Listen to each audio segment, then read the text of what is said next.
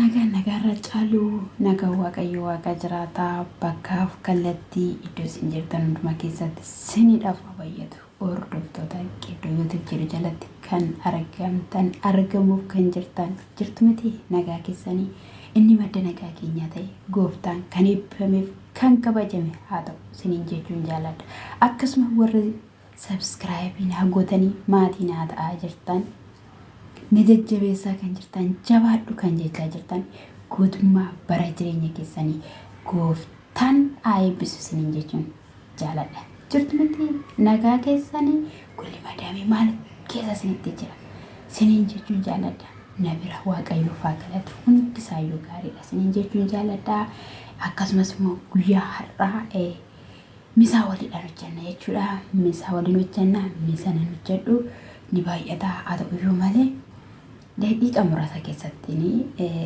sinitti agarsiisa hojjedha jechuudha waan irraa barannu qabaachuu malla waan ta'eef siniin jechuun jaalladha egaa hundi keenya ogummaa miidhuu kanarraa barree kanaaf walirraa barannaa amma danda'amaa ta'e siniin jedha sin subscribe like naa gochuun nafaana ta'a siniin jechuun jaalladha har'a bakkee nuti jirru kun yoo mijachuu baateyyuu namatti yoo toluu baateyyuu boruudhaanii akkuma nama kamiyyuu mana dhuunfaa keenya keessa teenye waraabuu hojjechuu dandeenya waan ta'eef jechuudha sinaa ibsu.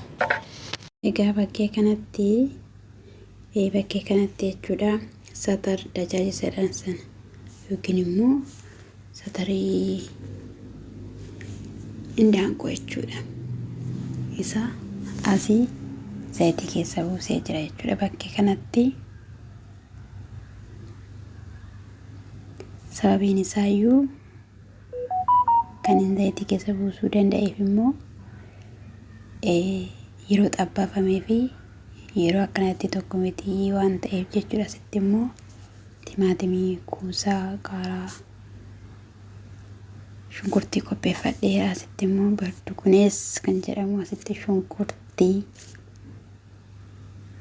harka kootiin kukkute xabbasaan jira jechuudha.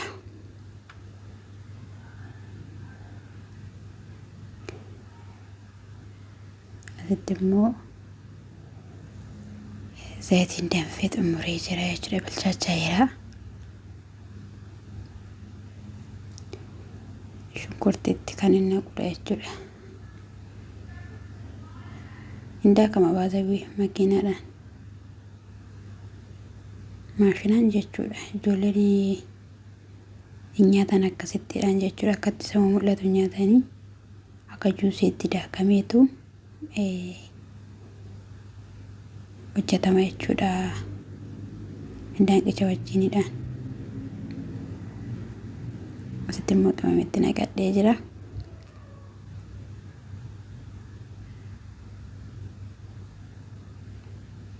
Sochoosaan jira jechuudha. Egaa sochoosan malee bilchaataaree garuu asittis gahaa jira jechuudha. Maga'uutti jira. Kibna asitti gahaa jira gaheera. Kuni waxicha jechuudha. Akkatti nyaatanii garuu baay'ee mi'aaru garuu dubbachuufan akkatti hin jaalladha.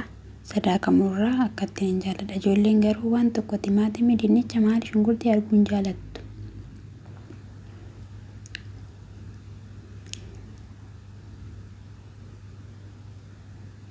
Ga'uutti jira siniin jechaan jira. Asitti immoo har'a baasawii nyaata lamaan hojjedha jechuudha. Ruusii dhumadha. Ruusii hadii kan waxii faana nyaatamuu fi akkasuma immoo biriyaanii maal akkan hojjedhu ilaalla jechuudha. Biriyaanii hojjedha jechuudha. Shunkurtiin dura muradhee jechuudha.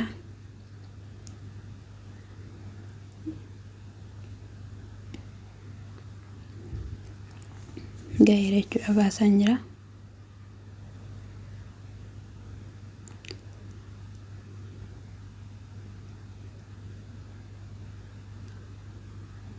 Baasa egaa isinis baasa zayitii keessaa na gargaara.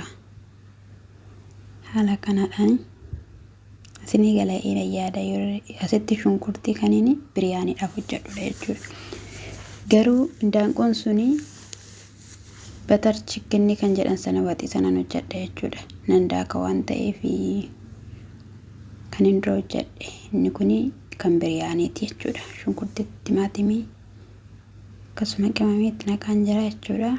Tabbasaan jira jechuudha sitti.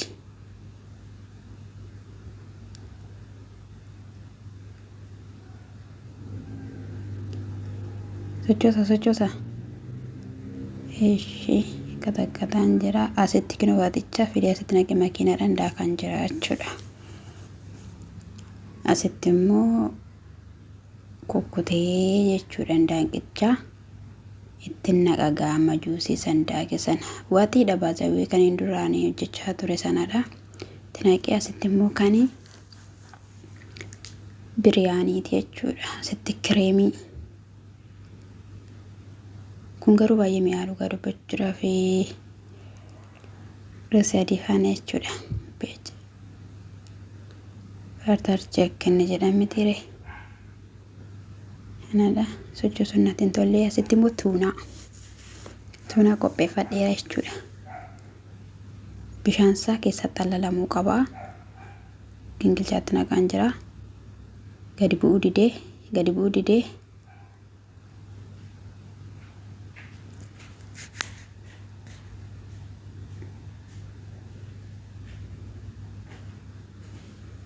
itti naqeera jechuudha asitti.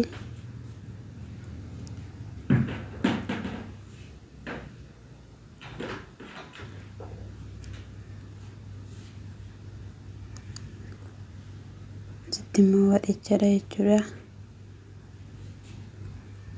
Inni kun ruusii adii faana nyaatama jechuudha.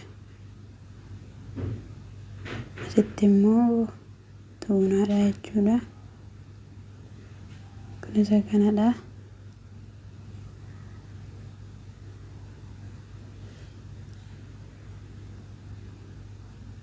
Kaaraa keessa buuseera. Irraa fuudhee gahe. Asitti immoo bishaan shunkurtii kun immoo waxicha irraan baasa jechuudha. Gaheera asitti. Maaliif jennaan dafii bilchaata innaan zayitiidhaan tabbastanii as keessa buustanii daanqicha jechuudha. Kun immoo qodaa isaatti waxichatti naquudha. Kadaadee roosiidha. Lama dhaddoo lamatti hojjedha isiniin jedheera. Inni bishaan isaa kun immoo qixxaadha. Namuraa jechuudha.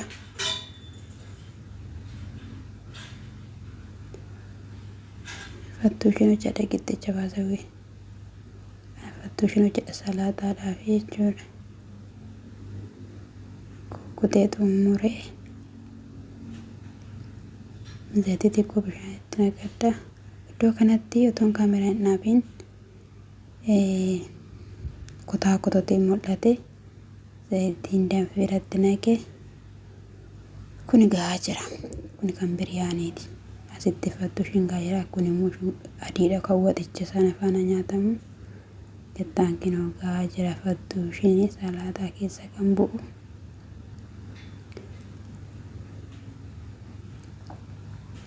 Haala kanadhaan gahee baasee nakkatti quuqumsamu baay'ee mi'aawu baay'ee jechuudha. Ruusiin asitti distiitti naqee deebiseetu asitti immoo tuunaatti naqee san qopheeffadhe sana asitti immoo ruusiitti naqee gubbaadhaanii waxishaafte immoo fideen asirratti naqaa. Asirratti naqeera. Zayitii xiqqoo isheen qica jechuudha. Kan hin qixxaatti hojjedhe maaliif akka baay'ee bareedutti kinoo akkasitti naqa. Inni sunis gahuutti jira garuu. Gaasii qabsiifadhe xiqqeessee irraa kaa'e kadaade saaqe garagalchaan jira jechuudha. Haala kanadhaan hojjedhee xumuree jechuudha. Qaaqaaliiwwanii kanaaf jira garuu xiqqoon asitti salaataa tafe salaataa isinitti agarsiisa.